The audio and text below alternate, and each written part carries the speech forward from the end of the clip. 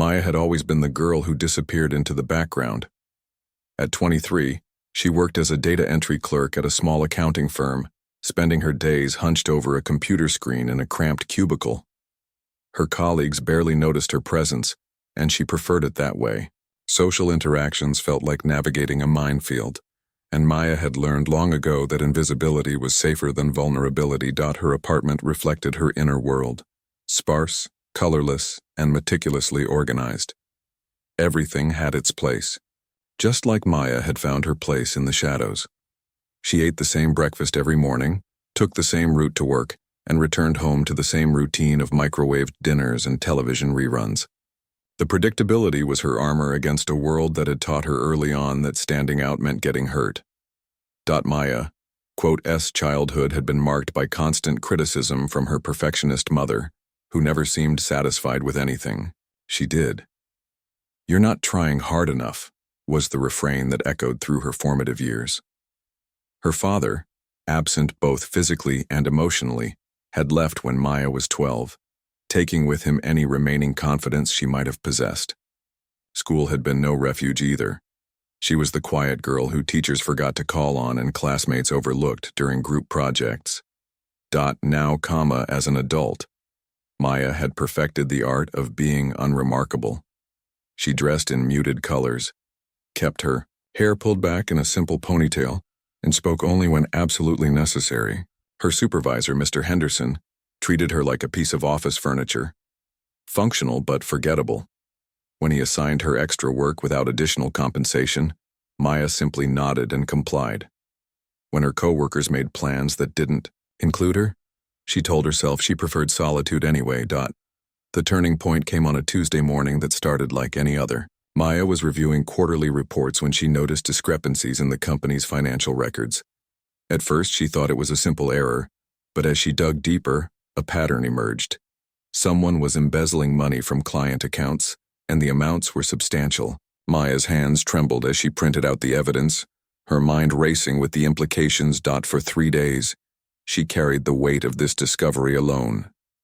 The Maya of old would have simply filed the papers away and pretended she had never seen them.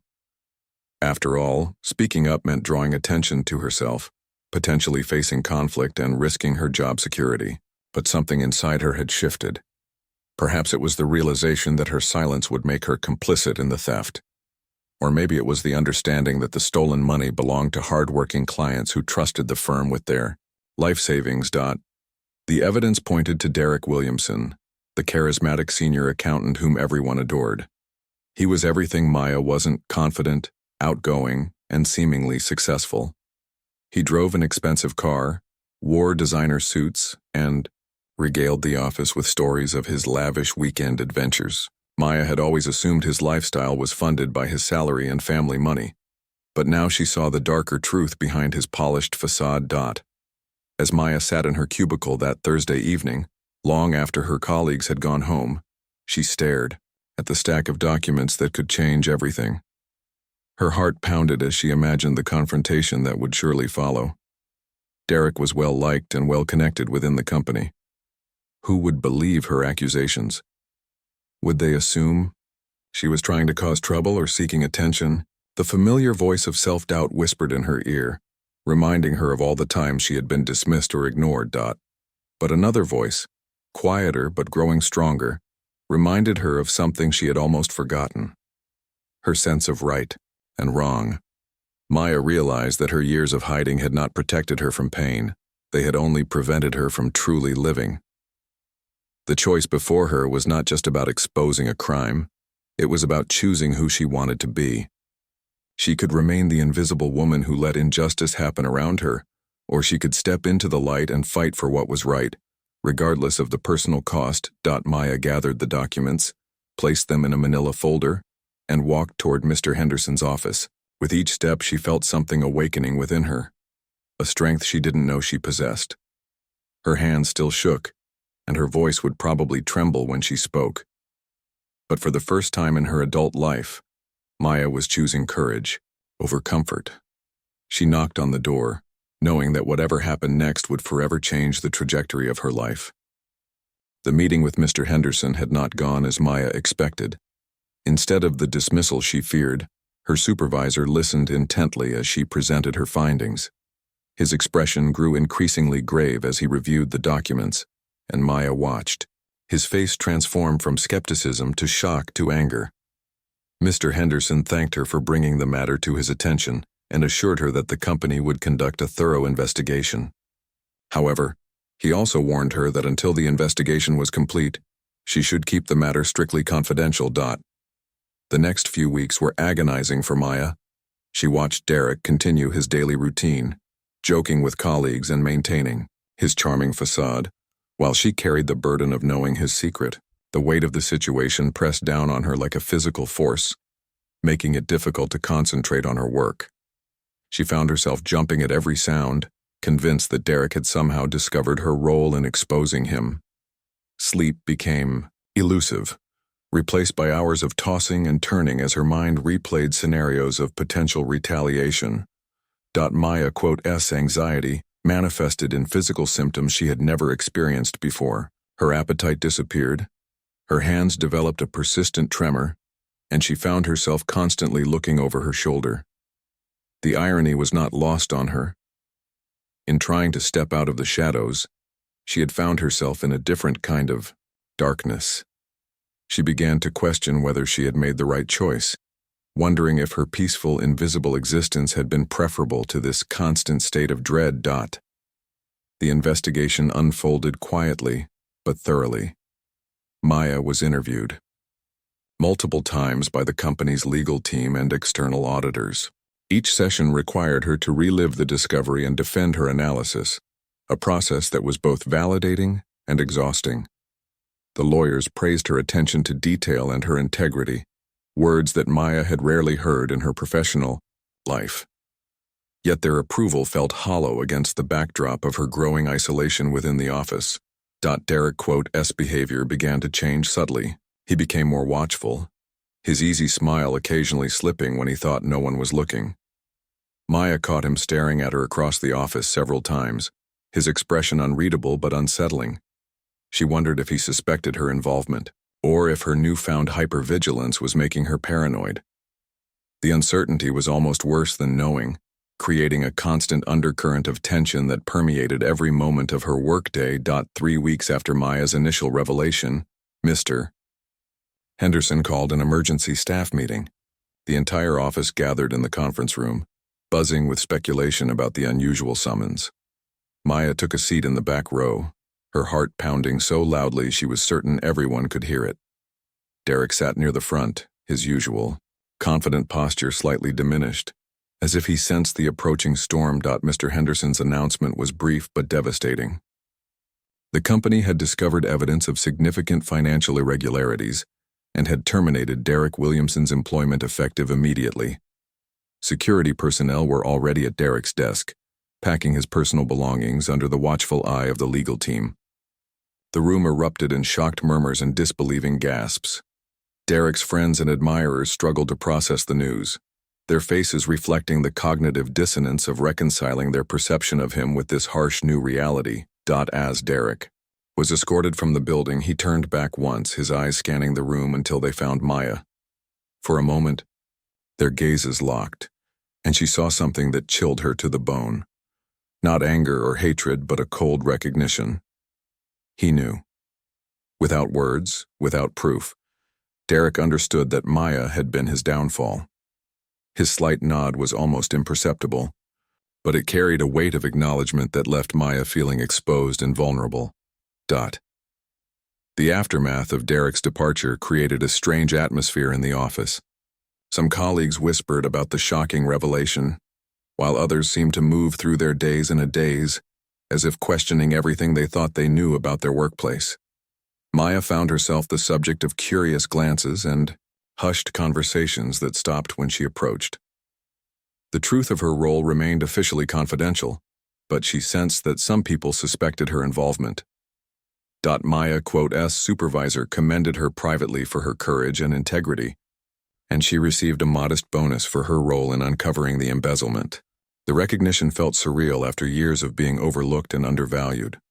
For the first time in her career, Maya felt truly seen and appreciated for her contributions. Yet the victory was bittersweet, tainted by the knowledge that Derek was still out there somewhere, carrying his resentment like a loaded weapon. The experience had awakened something within Maya that she could not simply put back to sleep. Having tasted the power of standing up for what was right, she found it increasingly difficult to retreat into her former shell of invisibility. The world seemed different now, more vivid and immediate, as if she had been living behind a veil that had finally been lifted. But with this newfound awareness came a responsibility she was not sure she was ready to bear. The responsibility of being someone who acted when action was needed, regardless of personal cost. 2 months after Derek's dismissal, Maya began to notice subtle changes in herself that went beyond the workplace drama. The woman who once cowered at the thought of speaking in meetings found herself volunteering answers and even offering suggestions for process improvements. Her colleagues, who had barely acknowledged her existence before, began to seek her input on complex projects. Maya discovered that her years of quiet observation had given her unique insights into the company's operations, and her analytical mind could identify inefficiencies that others overlooked. The transformation was not without its challenges. Maya's newfound confidence felt like wearing clothes that didn't quite fit, sometimes empowering, sometimes uncomfortable, always unfamiliar. She struggled with imposter syndrome, wondering if her colleagues' newfound respect was genuine or if they were simply being polite to the person who had exposed Derek. The voice in her head that had kept her silent for so many years fought against every attempt to assert herself, reminding her of past failures and potential embarrassments. Maya, Essie. Personal life, which had been stagnant for years, also began to shift in unexpected ways. She started small, choosing a different lunch spot, taking a new route home from work, buying clothes in colors that actually complemented her complexion instead of helping her blend into the background. Each tiny act of self-assertion felt like a victory against the internal forces that had kept her trapped in a life of quiet desperation. The real test came when Maya's mother called for their monthly conversation, a ritual that usually left Maya feeling deflated and inadequate. This time, when her mother launched into her familiar litany of criticisms and unsolicited advice, something inside Maya rebelled. "Mom," she interrupted, her voice steady despite her racing heart, "I need you to stop talking to me that way. I'm an adult and I deserve your respect, not your constant criticism." The silence that followed was deafening. Maya's mother, who had never been challenged by her daughter before, struggled to find words. When she finally spoke, her voice carried a mixture of surprise and hurt. "I'm only trying to help you," she said, the familiar refrain that had justified years of emotional undermining. But Maya no longer accepted that excuse. "Your help doesn't feel helpful," Maya replied. "It feels hurtful, and I won't tolerate it anymore." The conversation ended awkwardly, with both women uncertain about how to navigate this new dynamic. Maya spent the rest of the evening alternating between pride in her assertiveness and anxiety about the potential consequences. She had crossed a line from which there was no return, fundamentally altering the relationship with the person whose approval she had sought her entire life. Yet for the first time, Maya felt free from the crushing weight of her mother's expectations. At work, Maya's growing confidence attracted the attention of Sarah Mitchell, a senior manager in the marketing department. Sarah was everything Maya admired: successful, articulate, and seemingly fearless in her professional pursuits. When Sarah invited Maya to join a cross-departmental project team, Maya's first instinct was to decline, convinced that she lacked the necessary skills. But the new version of herself that was slowly emerging pushed back against that familiar self-doubt. The project focused on streamlining client communications, and Maya's analytical background proved invaluable in identifying patterns and inefficiencies in the current system. Working alongside Sarah and other accomplished professionals, Maya discovered that her perspectives were not only valued, but essential to the team's success. She found herself contributing ideas that were implemented and praised, an experience so foreign to her usual reality that she sometimes wondered if she was dreaming.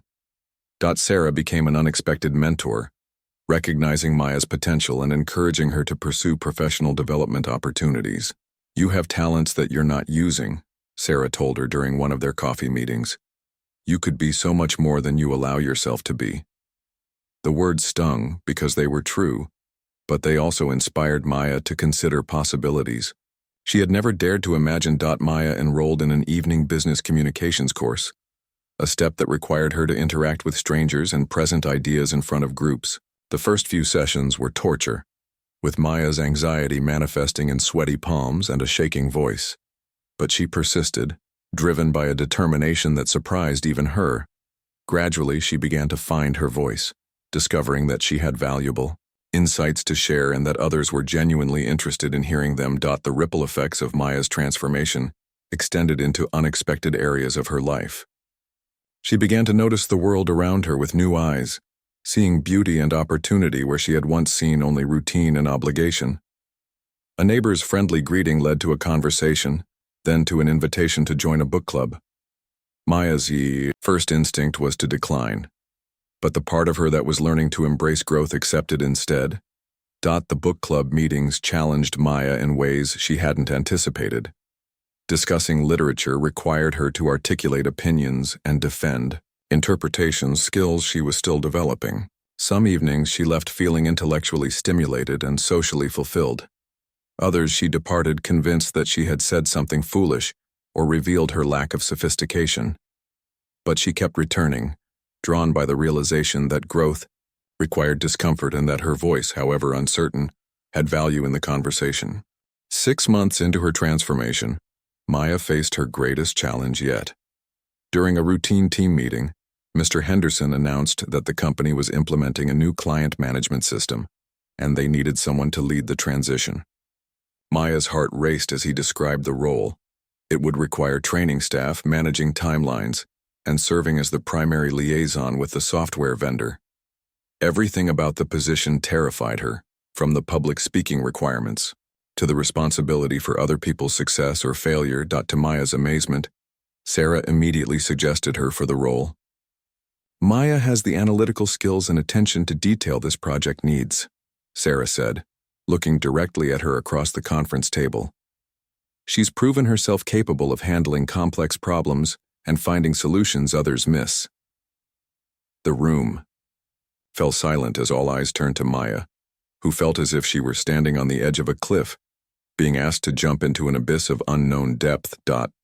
The old Maya would have immediately declined, mumbling something about being too busy with her current responsibilities. But the woman she was becoming surprised everyone, including herself, by saying, "I'd like to think about it and get back to you tomorrow." It was a small act of self-advocacy, buying herself time to process the opportunity rather than reacting from fear. But it felt monumentous in the context of her personal journey. That night, Maya lay awake weighing the pros and cons of accepting the leadership role. The logical part of her mind cataloged all the ways she could fail. She had never managed people, she hated being the center of attention, and her communication skills, while improving, were still far from polished. But another voice, one that was growing stronger each day, whispered about the possibilities: professional growth, increased respect from colleagues, and the chance to prove to herself that she was capable of more than she had ever imagined. Maya accepted the position the next morning, her voice only slightly trembling as she committed to what felt like the biggest risk of her life. The announcement was met with mixed reactions from her colleagues.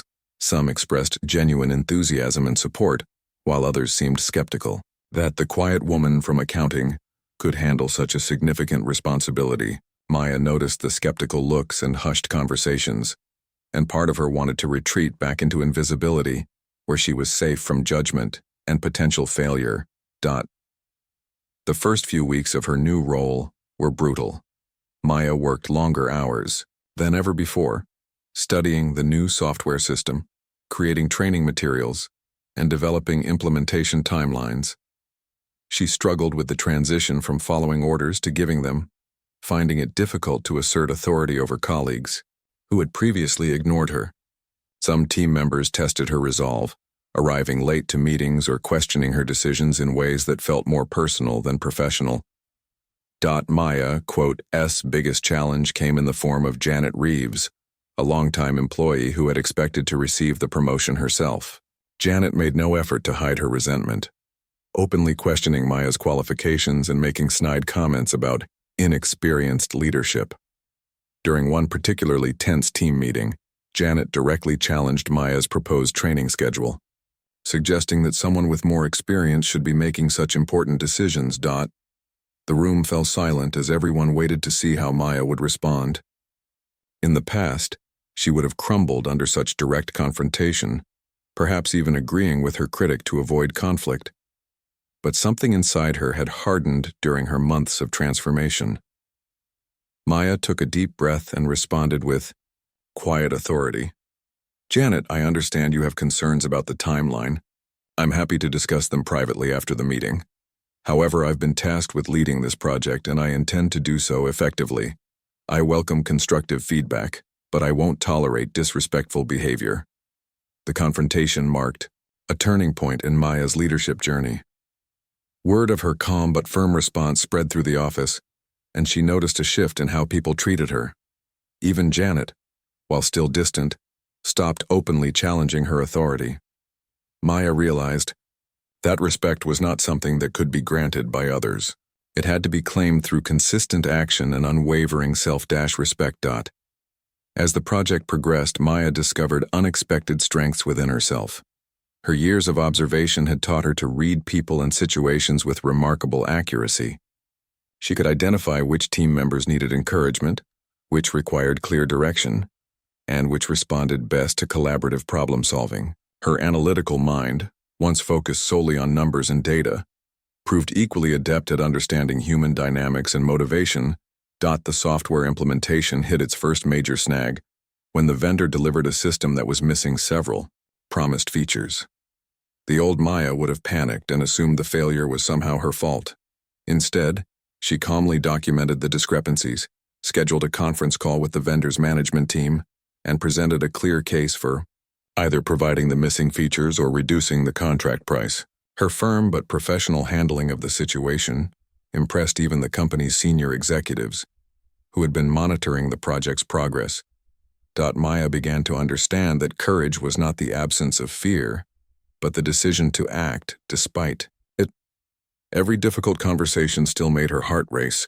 Every presentation still triggered her anxiety, but she had learned to function effectively despite these feelings.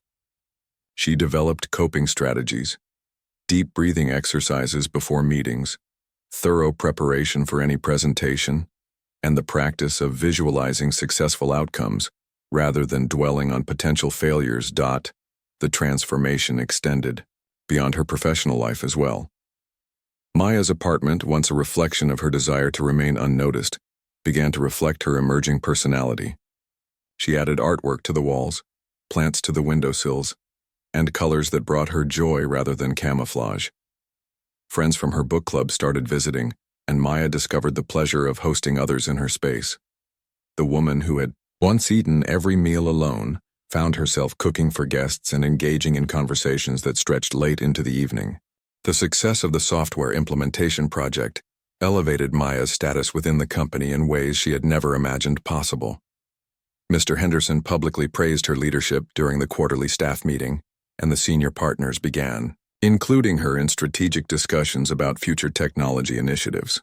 Maya found herself sitting in meetings where major decisions were made, her input valued, and her opinions sought by people she had once viewed as untouchable figures of authority. With her newfound professional success came opportunities that both thrilled and terrified her. Maya was invited to represent the company at an industry conference, a prospect that would have been unthinkable just a year earlier.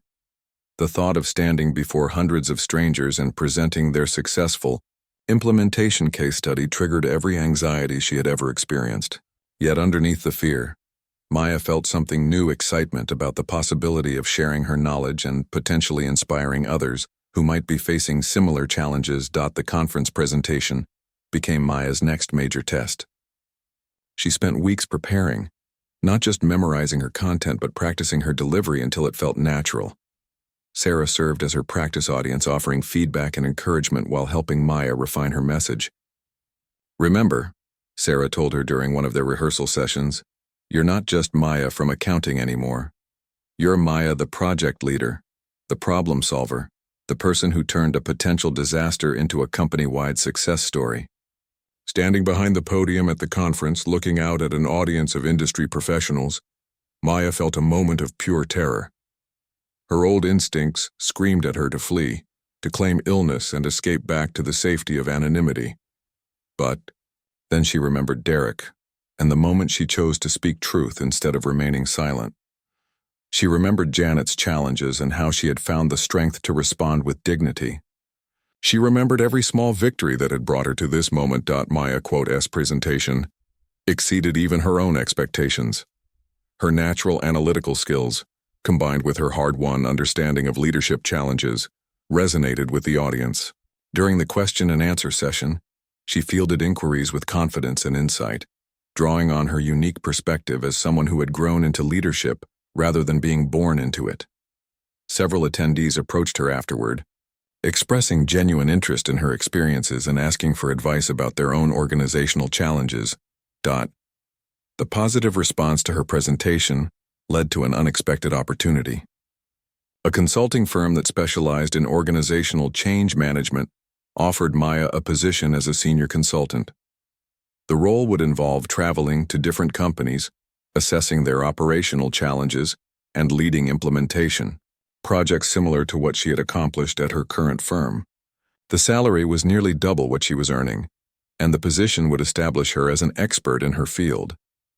Maya quote-s initial reaction was to decline immediately. The role seemed impossibly beyond her capabilities, requiring skills and confidence she wasn't sure she possessed, but Sarah encouraged her to at least consider the opportunity seriously. A year ago, you thought leading one project was beyond you, Sarah pointed out. Look how that turned out. Maybe it's time to stop underestimating yourself and start trusting in your abilities. The decision process revealed how much Maya had changed.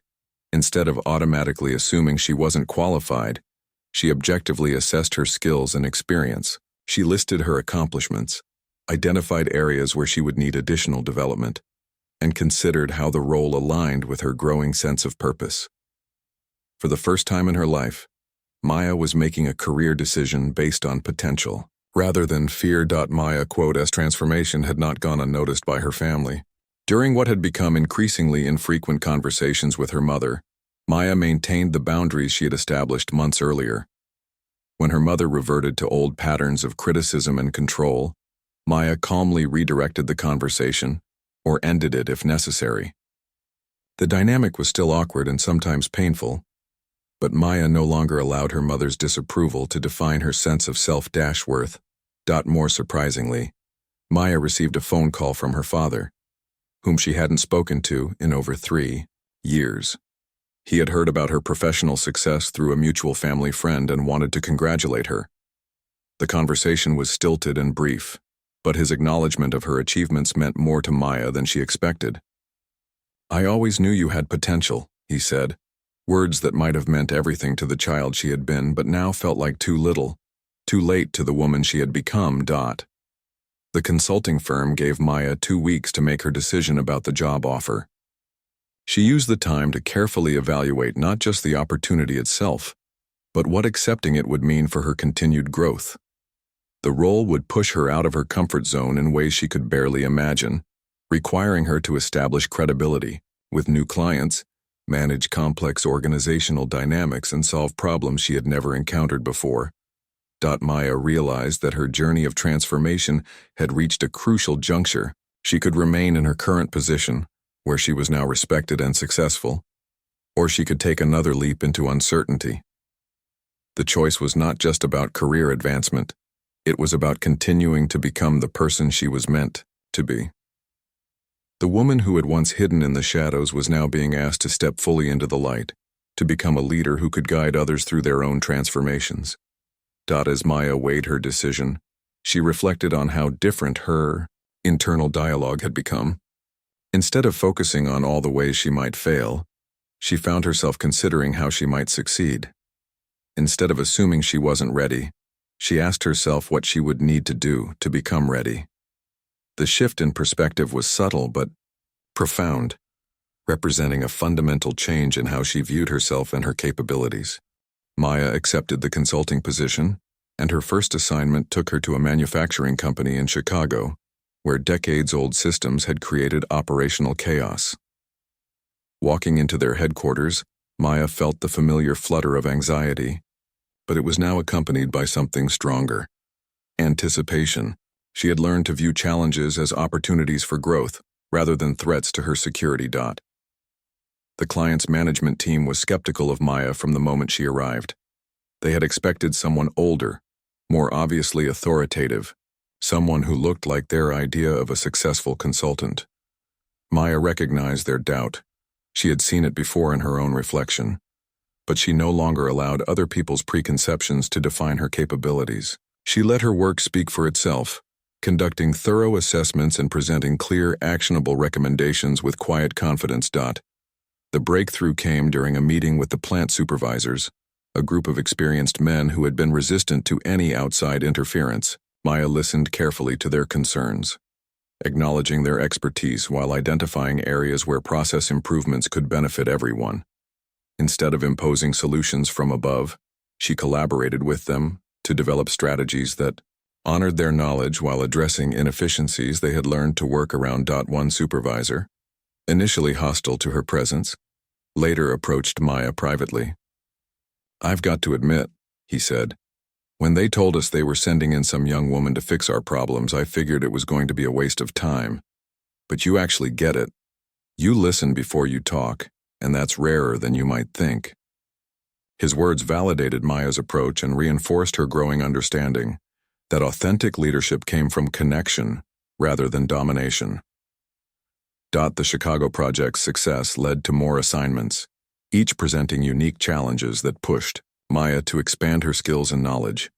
She worked with technology companies struggling with rapid growth, family businesses navigating generational transitions, and nonprofit organizations trying to maximize their impact with limited resources. Each client taught her something new about organizational dynamics, human motivation, and the complex interplay between systems and people.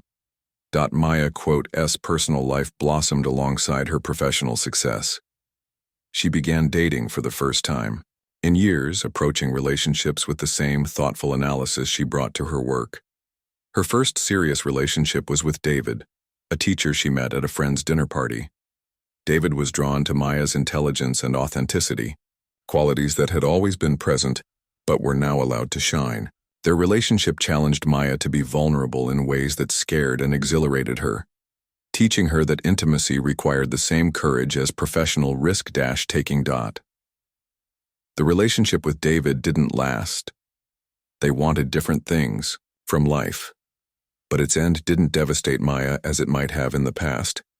She had learned that her worth wasn't dependent on another person's approval or presence. The breakup was sad but not destructive. Another experience that contributed to her understanding of herself and what she needed from a partner. Maya's transformation became most evident during an unexpected encounter at a coffee shop near her old office. She was meeting a potential client when she saw Derek sitting at a corner table, looking significantly different from the polished professional she remembered. His expensive clothes had been replaced by casual wear that appeared worn and ill-fitting. Their eyes met across the room, and Maya felt none of the fear that his presence once would have triggered. Derek approached her table, his demeanor sheepish rather than threatening. "Maya," he said quietly, "I've been meaning to reach out to you. I owe you an apology." The conversation that followed was brief but meaningful.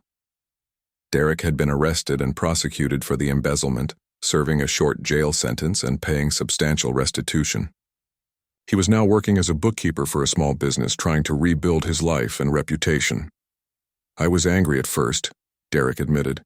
"I blamed you for my problems instead of taking responsibility for my choices. But spending time behind bars gives you perspective. You did the right thing, and I needed to face the consequences of what I had done." Maya accepted his apology with grace, recognizing that his actions had been a catalyst for her own transformation. In a strange way, she was almost grateful for the crisis that had forced her out of her shell. 2 years after leaving her accounting job, Maya established her own consulting practice.